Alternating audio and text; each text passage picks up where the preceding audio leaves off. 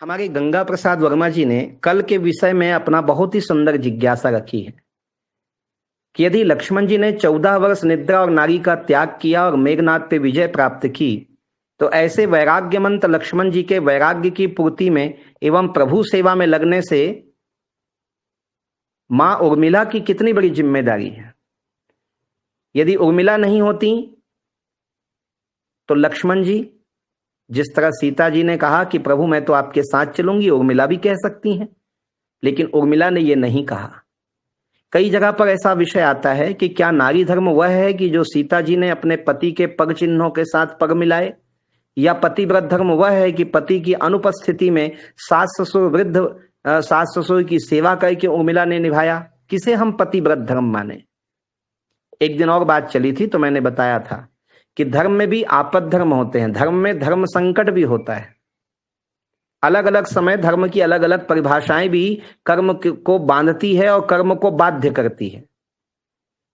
यहीं पर हमें अपने विवेक का इस्तेमाल करना चाहिए। यदि हमने अपने विवेक का इस्तेमाल नहीं किया तो कभी कभी हमारे द्वारा किया जाने वाला धर्म भी अधर्म हो जाता है और हमारे द्वारा किया जाने वाला धर्म का त्याग भी परम धर्म हो जाता है। बात आती है कि ऐसा विवेक कैसे मिलेगा? तो यह पवित्र विवेक को प्राप्त करने के लिए सत्संग की आवश्यकता है। जो निरंतर सत्संग करते हैं, गुरुजनों का संग करते हैं, क्योंकि बिनु सत्संग विवेक न होई और राम कृपा बिन सुलभ न सोई। कहीं कहीं पर ऐसा भी कहा जाता है कि गोस्वामी तुलसीदास जी ने पक्षपात किया। एक भारत के बहुत महान कवि ने तो माता उर्मिला के लिए कहा कि रामचरितमानस में तुलसीदास जी ने उपेक्षा की है उर्मिला की, उपेक्षिता नाम से संबोधित किया कि नारी जीवन हाय तेरी यही कहानी, आंचल में है दूध और आंखों में पानी। लेकिन हम एक बात कहना चाहेंगे, आवश्यक नहीं है कि बाबा तुलसीदास जी उर्मिला का नाम नहीं लिए रामचरितमानस में या उनकी वंदना नहीं की तो गोस्वामी तुलसीदास जी का उनके प्रति श्रद्धा नहीं है। तुलसीदास जी ने ऐसे पात्रों के प्रति एक संत को जवाब देके कहा, जब किसी संत ने उनसे पूछा कि रामचरितमानस में श्रुति कीर्ति उर्मिला की क्या कोई जिम्मेदारी नहीं है कि आपने उनकी वंदना नहीं की, उनके नाम लेके प्रार्थना नहीं की? रिपुसूदन पद कमल नमामि, तो वहीं पर श्रुति कीर्ति पद कमल नमामि भी कहना था। गोस्वामी तुलसीदास जी ने बहुत सुंदर बात कही। उन्होंने कहा, गंगा प्रसाद जी, कि नींव के पत्थर की पूजा की जाती है, पोताई नहीं की जाती। दीपावली आएगा तो आप दीवालों में रंग रोगन करते हैं, लेकिन जिस नींव के पत्थरों ने उस इमारत को धारण करके रखा है, क्या दिवाली में उनकी पोताई की जाती है, उनका रंग रोगन किया जाता है? तो क्या केवल रंग लगाने से दीवाल का महत्व हो गया और रंग नहीं लगाने मात्र से, महत्व नहीं देने मात्र से नींव के पत्थरों की अहमियत कम हो जाती है क्या? कुछ पात्र ऐसे होते हैं जो केवल वंदन करने के पात्र होते हैं, वंदना करने के नहीं। यही बात जब हनुमान जी के लिए लागू होती है कि भगवान राम का राज्याभिषेक हो रहा था, भगवान राम का राज्याभिषेक हो रहा था, हनुमान जी चरणों पे बैठे हैं, अंगद जी दूसरी तरफ बैठे हैं, छत्र चामर दंड लेकर के सुग्रीव विभीषण खड़े हुए हैं, सुंदर चमर लेकर के शत्रुघ्न जी और लक्ष्मण जी हैं, श्री जगत जननी सीता जी अद्भुत छवि के साथ विराजमान है भगवान राम के वाम भाग में। और इस तरह से झांकी बनी हुई है। अचानक हनुमान जी ने देखा कि भरत जी गायब है, भरत जी दिखाई नहीं दे रहे। भरत जी ने छत्र को संभाल रखा था, वो भी सिंहासन के पीछे बैठकर। हनुमान जी सिंहासन के पीछे गए, कहा, भरत भैया आपकी जगह वो नहीं, आपको तो सामने रहना है। यदि आप जैसा त्यागी तपस्वी संत नहीं होता तो आज यह राम राज्य नहीं होता, आप आगे आए। भरत जी ने कहा, नहीं नहीं हनुमान जी, हम ठीक जगह में बैठे हैं, आप जाइए, आप चरणों में बैठिए, हम जहां हैं वो अच्छे हैं, और हैं तो हम भी राम दरबार में ही ना, प्रभु के पास ही तो हैं। क्या होता है आगे बैठे या पीछे बैठे, प्रभु का सानिध्य है, बहुत है। हनुमान जी ने बहुत मनाया, भरत जी नहीं माने तो सामने आकर राम जी को कहा कि राम जी ये तो गलत हो रहा है, प्रभु आपको तो ध्यान देना चाहिए। भगवान ने कहा, हनुमान जी आप ऐसा क्यों हो रहे हैं? बोले, भरत जी महाराज, जिनको सदा आगे होना चाहिए, जिनके कारण आज राम राज्य है, वो पीछे हैं, वो सामने दिखाई नहीं दे रहे हैं और आप फिर भी ध्यान नहीं दे रहे हैं। और मैं जा रहा हूं तो भरत जी आने को तैयार नहीं है। आप यदि कहें तो आपकी आज्ञा भरत जी नहीं टालेंगे। आप बोलिए ना भरत भैया को कि वो सामने आ जाएं, छत्र कोई भी सेवक पकड़ लेगा। भगवान मुस्कुराने लगे, कहा हनुमान जी, भरत जी बिल्कुल सही जगह बैठे हैं। हनुमान जी ने कहा आप सही कह रहे हैं, वो पीछे बैठे हैं। बोले वो पीछे नहीं बैठे हैं हनुमान, जिस राजा के सिर के ऊपर, जिस राजा के सिर के ऊपर संत की छत्र छाया हो, उसका राज्य सदा अटल रहेगा। और भरत जी अयोध्या के संत हैं, उनका वो मेरा छत्र पकड़ के बैठे हैं तो मेरा कोई कुछ बाल बांका नहीं कर पाएगा। इसलिए भरत जी सही जगह बैठे हैं, मुझे संत की छत्र छाया ही चाहिए। तो इस तरह कुछ पात्र ऐसे होते हैं जिनकी वंदना ना भी की जाए तो वो जगत वंद्य और परम पूजनीय वंदनीय ही रहते हैं।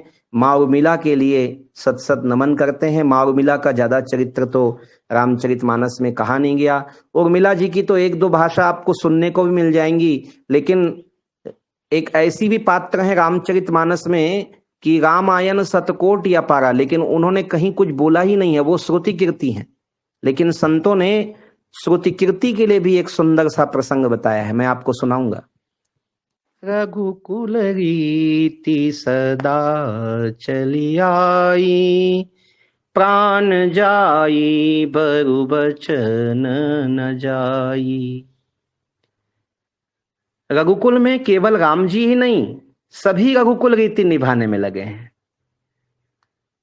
महाराज दशरथ रघुकुल रीति निभाने के कारण शांत रहते हैं, नहीं तो कैकेयी को कारावास में डाल देते उसकी उदंडता के लिए। मां कैकेयी भी रघुकुल की रीति निभाने के लिए कि जटायु जिसने ज्येष्ठ पुत्र को गोद लिया था, दशरथ ने ज्येष्ठ पुत्र तुम्हें दूंगा यह वचन दिया था, ये भी तो रघुकुल का ही वचन है ना, प्राण जाई बरु वचन न जाई। पर राम जी को दिया नहीं, अंत समय में राम जी को मुखाग्नि देने के लिए वन में जाना पड़ा। कैकेयी माता को चिंता है। वचन संतों ऋषियों को दिया जिसको निभाने के लिए भगवान राम जाते हैं वन में। वचन महाराज लक्ष्मण जिन्होंने अपने मां को दिया कि मां मैं प्रभु की सेवा नहीं छोड़ूंगा। वचन जो मां सीता ने किया था कि प्रभु की प्रेरणा बन के रहूंगी। वचन जो उर्मिला ने दिया था कि मैं अपने पति के संपूर्ण स्वधर्म के पालन में साथ दूंगी। वचन जो श्रुति कीर्ति की थी कि मैं पति के पद चिन्हों पर चलकर पूरे परिवार का भार संभालूंगी। रघुकुल का एक एक सदस्य अपने वचन को निभा रहा है। अरे और तो और कौशल्या जैसी माँ जो एक बार कह दे तो राम वन जाने से रुक जाते, पर वचन निभाने के लिए माँ कौशल्या शांत रह जाती हैं। रघुकुल का हर पात्र रघुकुल की मर्यादाओं के लिए समर्पित है। वनवास से लौटने के बाद भगवान राम ने माँ कौशल्या से कहा कि हे अम्बा, मैं चाहता हूं कि परिवार के सभी सदस्य मुझसे कुछ मांगे और मैं उन्हें दे करके प्रसन्न करूं। माँ कौशल्या बड़ी प्रसन्न हुई कि राम बहुत अच्छे विचार हैं, बेटा सबको बुला लो। और सबने बड़े कष्ट सहे हैं, सबने बड़ी तपस्याएं की है, सभी ने एक एक इतिहास रचा है राम, और इन्हें देना चाहिए। ऐसी ऐसी बात करके ही आपने हमें प्रसन्न कर लिया। भगवान राम ने सबको बुलाया है, पूरा परिवार एकत्रित हुआ है। 14 वर्ष वनवास के बाद सब एक जगह बैठे हैं। चारों भाई हैं, चारों बहुएं हैं, तीनों माताएं हैं। श्री हनुमान जी महाराज हैं, सुमंत जी हैं। भगवान राम ने कहा कि बारी बारी से सब आप मुझसे कुछ मांगे और मैं आप सभी को दे करके प्रसन्न हूं। भरत की बारी आई। एक ही मांग है भरत जी की तो, अर्थ न धर्म न काम रुचि गति न चहो निर्वाण जन्म जन्म रति राम पद यह वरदान नयान। लक्ष्मण जी ने कहा प्रभु के चरणों की सेवा, शत्रुघ्न जी ने कहा कि दासानुदास की सेवा, भरत जी के चरणों की सेवा। सीता जी ने कहा कि प्रभु आपका साथ मिला और क्या चाहिए, आपका वियोग कभी ना मिले। इसी तरह उर्मिला ने पति प्रेम, सब ने अपना अपना मांग लिया। मांडवी ने, श्रुति कीर्ति की बारी आई। भगवान ने कहा मांग बेटी क्या चाहिए। हाथ जोड़कर आंखों में अश्रु भर के श्रुति कीर्ति ने कहा कि प्रभु एक वस्तु मांगूंगी, आप मना तो नहीं करेंगे? कहो जो चाहो सो दूं। रघुकुल की सबसे छोटी पात्र, कभी ना बोलने वाली श्रुति कीर्ति बोल रही है। हाथ जोड़कर आंचल फैला के कहती हैं, आपने और दीदी सीता ने जो वलकल वस्त्र धारण किए 14 वर्ष, वो वस्त्र मुझे दे दो, जिसमें जगह जगह माँ सीता ने सुई धागे से टांके लगाए हुए हैं, जिसे लखन जी ने संवारा है, ऐसे वलकल वस्त्र मेरी झोली में डाल दो। भगवान राम रोने लगे। कहा कि बेटी, मांगना हो तो और कुछ मांगो, सुंदर आभूषण मांगो, ये फटे हुए वलकल वस्त्र क्यों मांग रहे हो? श्रुति कीर्ति कहती हैं कि आने वाले समय में रघुकुल में जब ऐसी विपदा आए, देश की सीमाओं पर संकट आए, राष्ट्र धर्म जब खतरे में पड़ जाए, तो हमारे पुत्रों को याद रहे कि जवानी में राजपाट छोड़कर देश धर्म सीमा के लिए जाना पड़ता है। वो त्याग की प्रतीक वलकल वस्त्र में संभाल के रखना चाहती हूँ। आपके त्याग को मैं अविस्मरणीय बनाना चाहती हूँ।